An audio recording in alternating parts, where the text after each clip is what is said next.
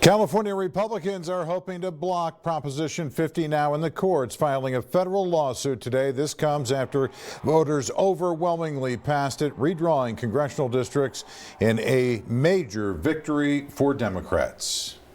Hello, I'm John White. And I'm Karen Devine. This comes as some representatives announced their campaigns to run for California's newly redrawn congressional districts, including local Republican Congressman Ken Calvert. Tonight we have Election Day team coverage. News Channel 3's Garrett Hoddle is getting local reaction. We begin, though, tonight with John with more on what happens now in these local races. Well, Karen, the candidates are moving forward with the understanding now that Prop 50 will be the law of the land for the next 3 election cycles. That's despite any legal maneuvering to block it, as we already discussed, Republicans filing a federal lawsuit today. The first big move today coming from local Republican Congressman Ken Calvert, that he will now run in the 40th district in western Riverside County into Orange County. His statement reading in part, "I look forward to helping President Trump to deliver lower taxes, to bring down housing costs, secure our borders, make our streets safe, and bring real results for the families of this district for years to come." Now, we are working with his office, trying to get an interview set up with him about the results and his plans now in the 40th district. Here's a look at the map for the new 40th. Bottom line is Calvert, who right now represents a large part of the valley, including Palm Springs, Palm Desert, La Quinta, and more, will no longer be running for re-election here. Most of the valley goes back to the 25th congressional district, currently held by Democrat Dr. Raul Ruiz. The exceptions are Palm Springs and Indian Wells, the very top of this map. They'll now be part of District 48, joining with a large chunk of San Diego County and western Riverside County. It's currently held by longtime Republican Darrell Issa.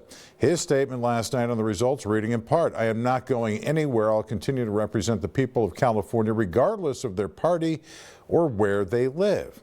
I've reached out now to his office for an interview today with his communications director, saying his statement speaks for itself. I did talk last night with some of the Democratic challengers Issa will be facing in the 48th next year.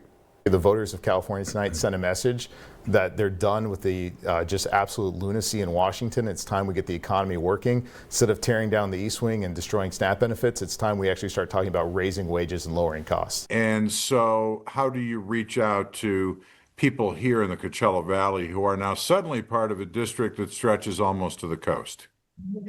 Yeah, well, I'm very excited to go door to door and meet people and win this campaign the old-fashioned way, like I flipped my city council seat back in 2020 from red to blue. You know, just because we pass Prop 50 and draw a certain district doesn't guarantee anyone wins an election. We still have to earn the trust of the voters. But it's all of you taking on Darrell Issa. Now that you know what you're dealing with for sure. Yeah, I got into this race to run for Congress because we need to get rid of MAGA extremism from our communities. And in the new CA 48, that's exactly what I'm running to go do. Again, all 3 of those Democrats there are now running against Republican Darrell Issa in that new 48th district that will include Palm Springs and Indian Wells. One more important note on all of this. These districts are for next year's midterms. Current office holders continue to represent the districts they were elected to through next year. For example, Calvert remains the congressman for large chunks of the valley, including Palm Springs, until the next Congress is sworn in January of 2027.